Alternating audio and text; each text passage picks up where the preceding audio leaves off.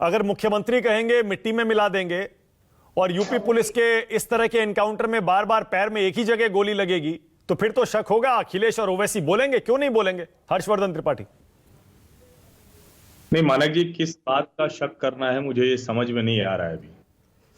और किसी भी सभ्य और संवेदनशील समाज में अगर लोक जनता जिसको कहते हैं ना कि पब्लिक है, ये सब जानती है, अगर उसको दिख रहा है कि उसकी कुर्सी पर बैठा उसका चुना हुआ जनप्रतिनिधि कह रहा है कि मिट्टी में मिला दूंगा, तो उसने किसको मिट्टी में मिलाने को कहा है? किसी संवैधानिक संस्था को मिट्टी में मिलाने को कहा? किसी व्यक्ति के लिए कहा कि नहीं इनको मिट्टी में मिला देंगे? किसी की फैक्ट्री तोड़वाने की बात कर दी? किसी सभ्य व्यक्ति के घर पर कहा कि पुलिस चली जाएगी?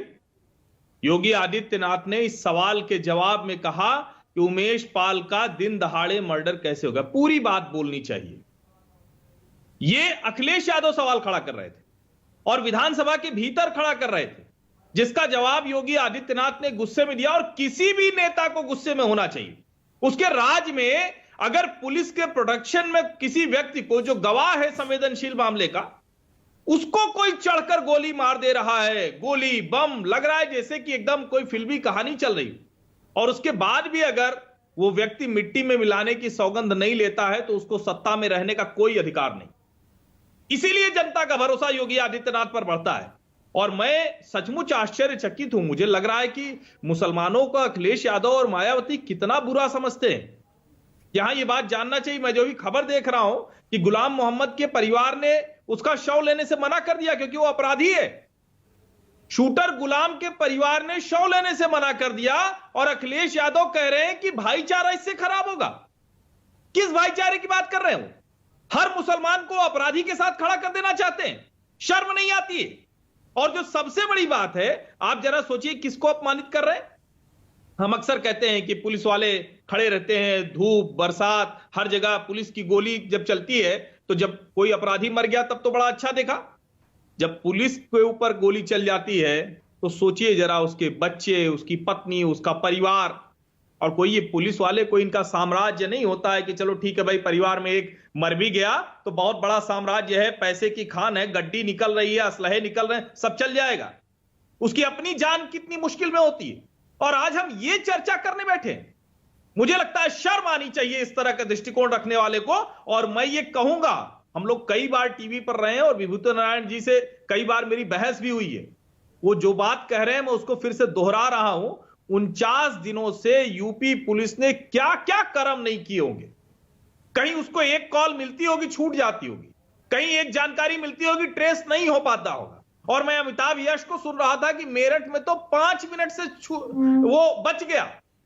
आप सोचिए, ऐसे में अगर कहीं मान लीजिए कि कुछ कम सिपाही होते और उधर से अपराधियों की फौज आती, वो क्या करती? वो गिरोह इनको गोली मार देता और हम टीवी पर चीख रहे होते कि योगी आदित्यनाथ जवाब दो। मुझे लगता है कि भारत में, भारत की जनता आज के समय में थक चुकी है इस तरह की फर्जी बहस से। इस तरह की जो सहानुभूति रखने वाले लोग हैं कि इससे भाईचारा खत्म हो गया है, इससे वो थक चुकी है। लेकिन दूसरा पहलू भी हर्षवर्धन जी ये है ना, असदुद्दीन ओवैसी कह रहे हैं अदालतें बंद कर दो, फिर ये तो संविधान का इनकाउंटर हो गया। अदालतों में लोगों का भरोसा कैसे बढ़ेगा जब मुख्यमंत्री कहेंगे गोली मार दो और ऐसे इनकाउंटर होंगे बार बार बार बार बार बार। सबको पहले से पता था। अब्दुल हफीज गांधी कह रहे हैं और सही कह रहे हैं, सबको पता था। या तो ये गाड़ी कब पलटेगी या फिर ये देख लेना इसका इनकाउंटर जल्दी होगा, जल्दी खबर आ जाएगी। मानक जी, पहली बात तो ये कि असदुद्दीन ओवैसी जब ये कह रहे हैं तो वो तो शायद बैरिस्टर साहब हैं, उनको पता ही, कम से कम ये तो देखना चाहिए कि इस वक्त अतीक और अशरफ की दोबारा साबरमती जेल से ले आकर न्यायालय के सामने ही सुनवाई चल रही है। करें न्यायालय बंद हो? अरे कुछ तो सोचना चाहिए। या सब कुछ अचानक उद्वेलना में, उद्वेग में आकर कुछ भी बोलने लगते हैं। अरे भाई, अतीक अशरफ नहीं, मुख्तार अंसारी उसका बेटा, और यही उसका बेटा था ना, उसने कहा था चुनाव के वक्त भैया से हमने बोल दिया है। नहीं, हर्षवर्धन जी एक सेकेंड, हर्षवर्धन जी यही बात तो कह रहे हैं अखिलेश और ओवैसी। अखिलेश और ओवैसी यही तो कह रहे हैं कि इस सरकार में जेल में डालकर कोर्ट में पेश करने का चलन नहीं है। अतीक अहमद और मुख्तार अंसारी पिछली सरकारों से जेल में है, इस सरकार ने नहीं डाला। यही कह रहा हूं मैं, यही तो कह रहा हूं। यही अतीक अहमद देवरिया जेल में था, जेल के भीतर किसी को पकड़कर पीटने की खबर थी। यही मुख्तार अंसारी का बेटा, उसकी पत्नी इसी सरकार में भी चली जा रही थी। यानी तंत्र कितना मजबूत है, आप उसकी कल्पना कीजिए। और आप कह रहे हैं कि इनको नहीं ले जाया जा रहा है। क्या प्रतिदिन सिर्फ गोली मारी जा रही है? आप किसी कचहरी में चले जाइए, किसी जगह चले जाइए, हर दिन न्यायालय के सामने एक के बाद एक मामले आ रहे हैं, अपराधी आरोपी। अच्छा Harshvardhan ji, okay, all right, okay Harshvardhan ji, एक छोटा सा सवाल, मैं सीधा जवाब चाह रहा हूं आपसे, क्योंकि आपने बुलडोजर की कार्रवाई का भी खुला समर्थन किया था और आप मिट्टी में मिलाने का भी खुला समर्थन कर रहे हैं। क्या आप ये तो नहीं कह रहे हैं कि जितना दुर्दांत अपराधी हो उसका वही अंजाम होना चाहिए, या आप ये कह रहे हैं कि कोर्ट में पेश करना चाहिए, लेकिन अगर वो गोली चलाएगा तो फिर पुलिस की गोली चलेगी?